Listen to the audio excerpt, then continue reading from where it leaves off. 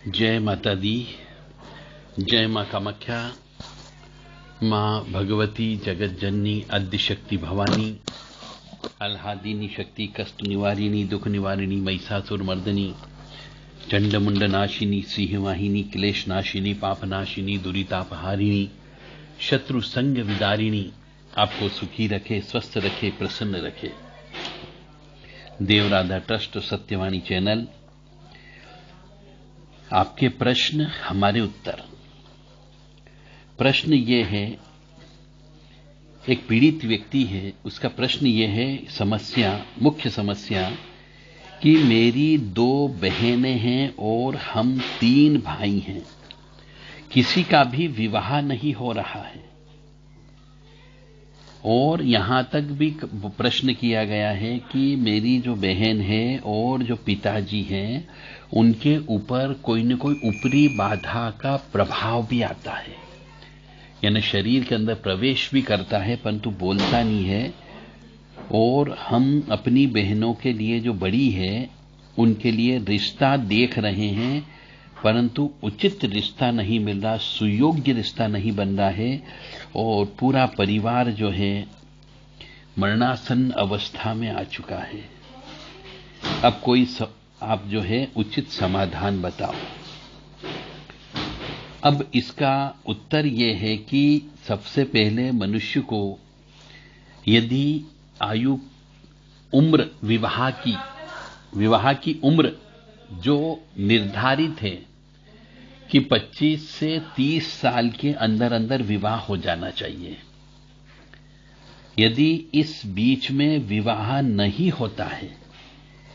तो तुरंत आप उस परिवार को जिसका विवाह नहीं हो रहा है, उसके यहां बड़ा चाहे स्त्री हो या पुरुष हो, तो तुरंत पत्रिका चेक कराना चाहिए।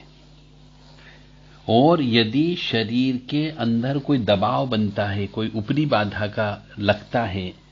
भारीपन लगता है, कंधे भारी हो जाते हैं, शरीर के अंदर अमावस्या या पूर्णिमा के आसपास या आरती के वक्त में या पूजा करते समय भारीपन लगता है, दबाव बनता है, तो इसका मतलब समझना चाहिए कोई न कोई ऊपरी बाधा, जो अच्छी भी हो सकती है बुरी भी हो सकती है, उस ऊपरी बाधा का प्रभाव शरीर के ऊपर हो रहा है और वही जो है वे विवाह नहीं होने देना चाह रहा है। अब वो पितृ भी हो सकता है, प्रेत भी हो सकता है और कुल देवी देवता का भी नाराजगी की वजह से भी ऐसा होता है। तो सर्वप्रथम ऐसे परिवार को जिसके यहां पर 2-3 बच्चे हैं, 4 बच्चे हैं और विवाह नहीं हो रहा हो, विवाह की उम्र गुजर जाने के बावजूद भी,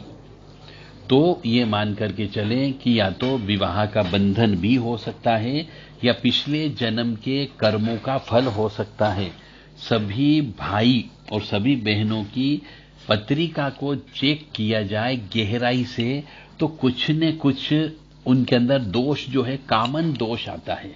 यानी कि पिछले जन्म के कर्म के अनुसार उन सब ने मिलकर के किसी न किसी को तड़पाया है, किसी न किसी की संपत्ति को हड़पाया है, किसी की मौत हुई है, किसी की हत्या हुई है, किसी की संपत्ति को हड़पा है, या किसी ने, इन सब ने मिलकर के किसी को भयंकर बिना वजह बेवजह तड़पाया है, परेशान किया है। उसकी वजह से उस सामने वाले व्यक्ति ने आत्महत्या कर ली हो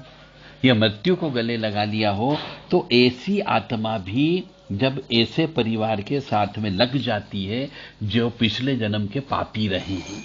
तो उनके अभी फिर वंश वृद्धि नहीं होती है, विवाह नहीं होता है।